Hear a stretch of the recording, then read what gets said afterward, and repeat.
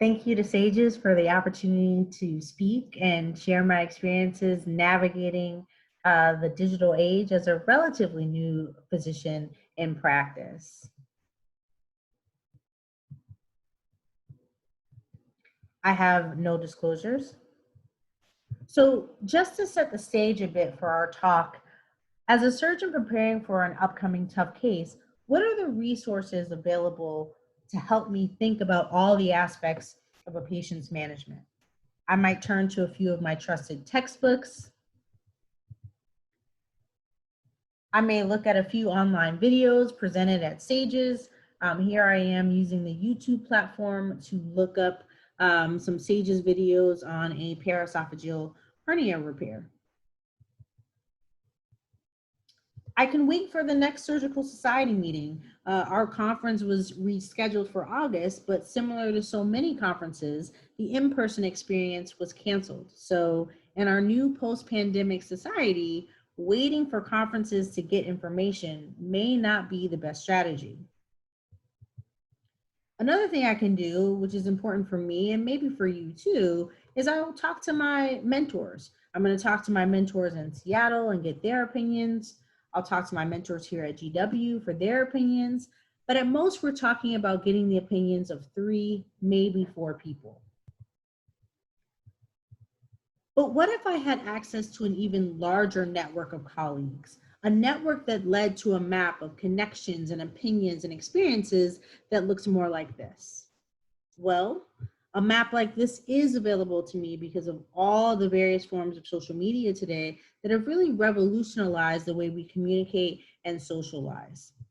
So we'll spend a few minutes today talking about how we can use social media as tools for professional development, collaboration, education, advocacy, and opportunity in general.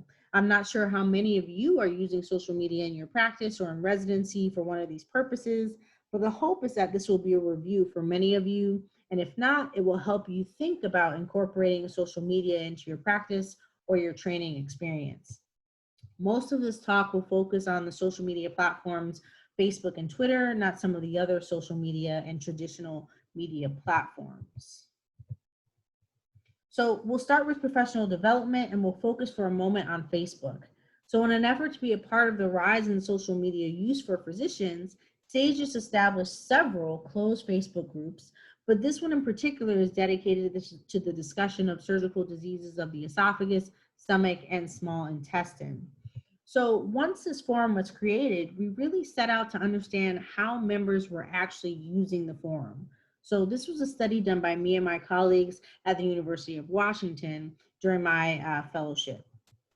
And the overall aim of our study was to really describe how this forum was used as a tool for professional development, education, and quality improvement. And for our study, we looked at forum content and posts for about 1 year, and we categorized the discussed topics into 5 categories: operative strategy, patient management, networking, continuing education, or other. And as we see here, most of the topics fell under patient management and operative strategy. One post of the 4,000 posts that we identified was identified with as containing identifiable patient information and an endoscopy report. And of course, this was deleted once it was identified by the group moderators. And so how exactly are physicians or our surgeons using this? So let's see an example. So a surgeon in the group is going to post a case and ask for advice regarding their management plan. They're going to include an endoscopy and manometry studies in the original post. And this is going to generate 17 comments in approximately 24 hours. An upper GI is going to be requested by the group, and they're going to post this study, and we can get a good sense of the anatomy. Also in the comments, another surgeon is going to post a link to a relevant article to help with our discussion and understanding of the clinical issue.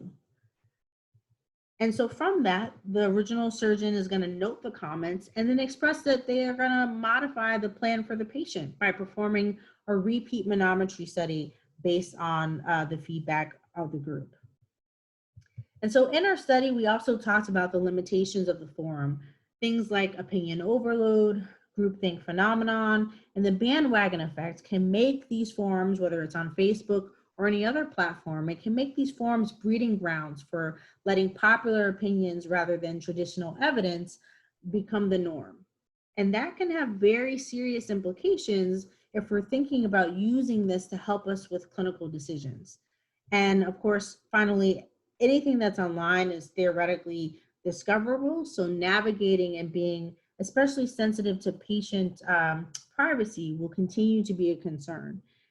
Despite all that, I do think that this Facebook group is an example of how we can have a real-time professional development and collaboration around surgical diseases. So we've talked about collaboration and professional development on Facebook.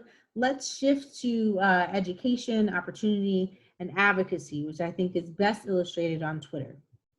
So here we see several medical journals have adopted social media, specifically Twitter, to quickly highlight their most recent journal articles. So here you see journal articles from all the big name players. And personally, I think since joining Twitter, I'm actually more on top of the recent surgical literature because it's so readily available and accessible right on my cell phone. Tweet chats have also become popular, particularly in the medical community. And we as the community have kind of labeled ourselves Med Twitter. And because of some of the things that I've tweeted about, specifically related to diversity and inclusion in medicine, I was invited by the Association of Women Surgeons to write a blog post on implicit bias. And once I wrote the post to start the conversation, we actually had a chat on Twitter about implicit bias, specifically in medicine. And these types of chats on various topics, particularly in medicine, occur quite frequently. Twitter Journal Club has also become popular. Here we see the Resident Society of American College of Surgeons. They're moderating a journal club regarding indications for minimally invasive colorectal procedures. And then Twitter has additionally become a great medium for everyday physicians who are passionate about education. I think the best way to illustrate how this is used is to show a real-time example. So we're going to look at the profile of a popular internist who is the residency program director at a hospital in Boston. So he's created a series of tutorials that are known as tweetorials, highlighting various topics. So let's see how I can access this in real time. So I'm going to click on Twitter and go to his profile and access the tutorials. And I'm going to find the tutorial that interests me the most. And I think in this particular case, I'm going to stop on the tutorial on diabetes and why it causes an increased risk of infection. And so I'm going to open up that tweet, and it's a whole series of tweets, 16 tweets that's analogous to 16 files in a folder on your laptop. And he's going to lay out key teaching points. He's going to post pictures that I can look at, as well as cite journal articles that I can also read for my own specific reference. And I can read through this entire series of tweets. I can continue to look at pictures, but essentially reading through this entire series. And so once I get down to his summary tweet, and I apologize, there's lots of tweets to get through to get down there. But once I'm at the summary tweet, I can like that tweet, and then I can choose to share that with my followers by retweeting it. And then I can also save it to my own bookmark so I can access it later. And as Med Twitter has really grown into a community, we're seeing tutorials being used more and more as an educational tool to succinctly highlight key teaching points. And we're now talking about how all of these tools, whether it's journal clubs, tweet chats, or tutorials, are really changing the landscape of how we disseminate medical information to students, trainees, and practicing docs. And so this is a feature piece in Nature Medicine talking about this very point. And as we continue with our teaching responsibilities, it's highly likely that at least some of our students and residents will want to access and learn information through these mediums. All right, so let's shift to an example of opportunity and how social media can offer exposure to unique opportunities to help advance our professional development. So one of the people I follow on Twitter is surgeon extraordinaire, Sage's guru, Dr. Dana Tellem, who is an amazing surgeon who's a part of the Michigan Women's Surgical Collaborative at the University of Michigan. And they have an annual Women in Surgery conference that you can see here. And Dr. Tellem tweeted that the group would be sponsoring one attendee to come to the conference and that they were going to let Twitter decide who they would sponsor. All you had to do was tweet why you wanted to come, and whoever got the most likes won sponsorship. And so once I got over my own imposter syndrome, I tweeted out why I wanted to attend the conference. And then, of course, I reached out to my friends and followers on Twitter, and I asked them to like my original tweet. Long story short, 17 retweets and 128 likes later, I was the runaway champion. And I was sponsored to attend this fantastic conference where I got to discuss issues specific to being a woman in surgery. At this conference, we discussed the importance of an accountability partner.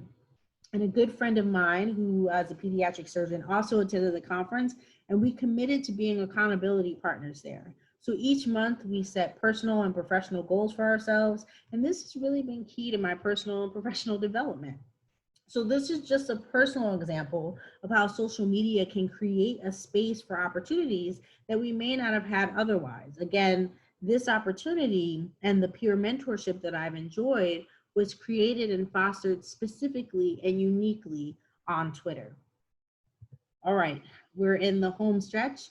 I want to briefly talk about advocacy, which may be one of the most unique and exciting uses of Twitter for us as physicians and surgeons. And it also highlights the importance and reach of hashtagging.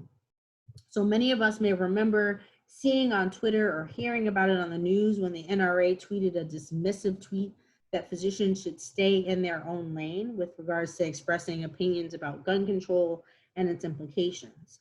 And in response to that, hundreds of physicians, hundreds of surgeons responded with passionate responses of our firsthand knowledge of the consequences of gun violence. And so the hashtag "This Is Our Lane" went viral with thousands of impressions.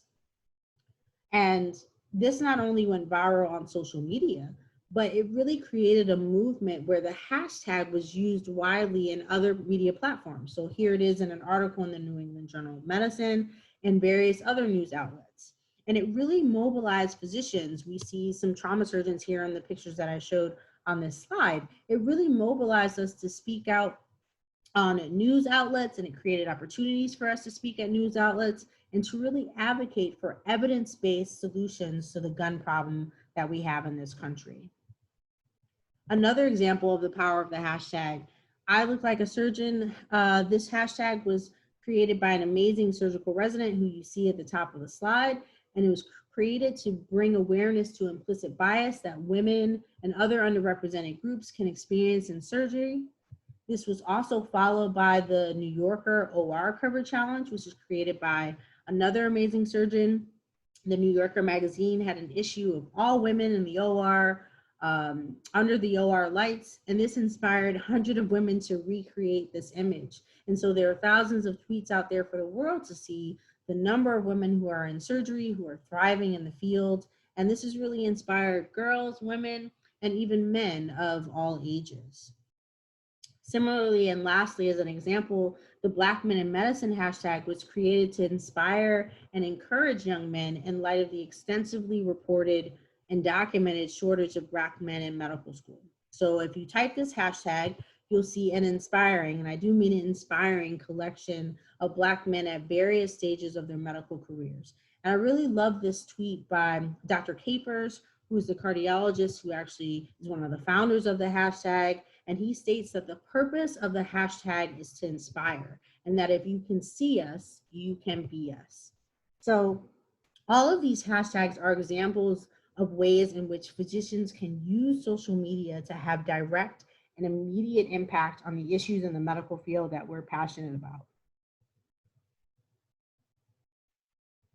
So shifting gears to our current situation with COVID-19, can we use these platforms in a crisis? I think the answer is a resounding but a cautious yes, as social media has really allowed healthcare professionals to rapidly share experiences, dispute or clarify information, and to also use social media to advocate for resources, PPE, and testing for our patients. And so here are just a few short examples of how some of our popular journals and some of our organizations are using social media to talk about COVID-19, talk about responses, talk about clinically what we're seeing in terms of outcomes with our patients with COVID-19. So what's next as we increase our use of social media as physicians, as surgeons? Where do we go from here? Well, like most things in medicine, we're studying it.